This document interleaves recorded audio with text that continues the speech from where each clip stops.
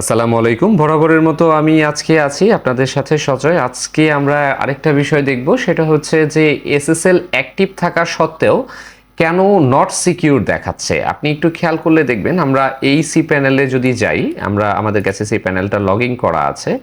তো আমরা যদি এই সি প্যানেলে যাই তাহলে একটু দেখতে পারবো আমাদের কি সমস্যা হচ্ছে। এই যে আমি এই সি প্যানেলে এসেছি, এই সি প্যানেলের এসএসএল কিন্তু অলরেডি অ্যাক্টিভ করা আছে। তো আমরা এসএসএলটা অ্যাক্টিভ আছে যে কিভাবে চেক করব, আমরা এখান থেকে যদি লিখি কন্ট্রোল এফ দিয়ে এসএসএল, ঠিক আছে, তাহলে আমাদের বেশ কিছু অপশন দিয়েছে। এখানে এসএসএল স্ট্যাটাস নামে যে অপশনটা আছে, আমরা এখানে জাস্ট যাই। দেখুন একটু ভালো করে খেয়াল করে, এখানে সবগুলো গ্রিন আছে, মানে এসএসএল অ্যাক্টিভ করা আছে অলরেডি।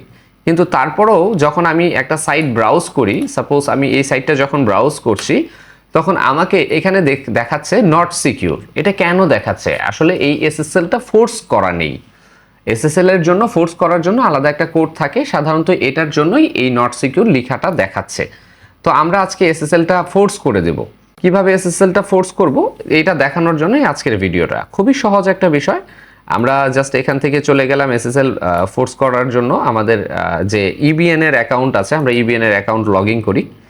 ebnhost.com এখানে গেলাম, লগইনে ক্লিক করলাম। সবারই একটা অ্যাকাউন্ট আছে, এটা আমার অ্যাকাউন্ট। সাধারণত আমি আমার অ্যাকাউন্টে গেলাম, যাওয়ার পরে এই যে সাপোর্ট নামে একটা অপশন আছে, সাপোর্টে ক্লিক করলাম।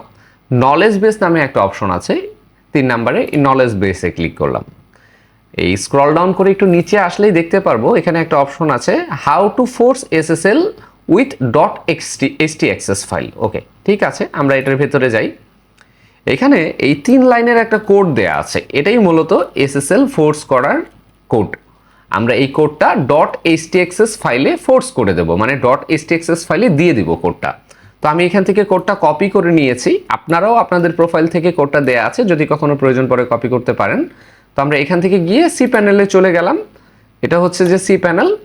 তো আমরা এখান থেকে সি প্যানেলের থেকে প্রথম, যেহেতু আমরা ডট এইচটিএক্সএস ফোর্স করব, সেহেতু আমাদের ফাইল ম্যানেজারে যেতে হবে। ফাইল ম্যানেজারে গেলাম, যাওয়ার পর আমি যেহেতু মাদার ডোমেইন এটা, তাই পাবলিক এসটিএমএল এর ভিতরে যাচ্ছি। পাবলিক এসটিএমএল এর ভিতরে যাওয়ার পর এখানে অনেকগুলো ফাইল আছে, কিন্তু সবচাইতে মজার বিষয় হচ্ছে এখানে কিন্তু ডট এইচটিএক্সএস ফাইলটা নেই। তো ডট এইচটিএক্সএস ফাইল একটা সিস্টেম ফাইল, এটা সাধারণত থাকে না, মানে শো থাকে না।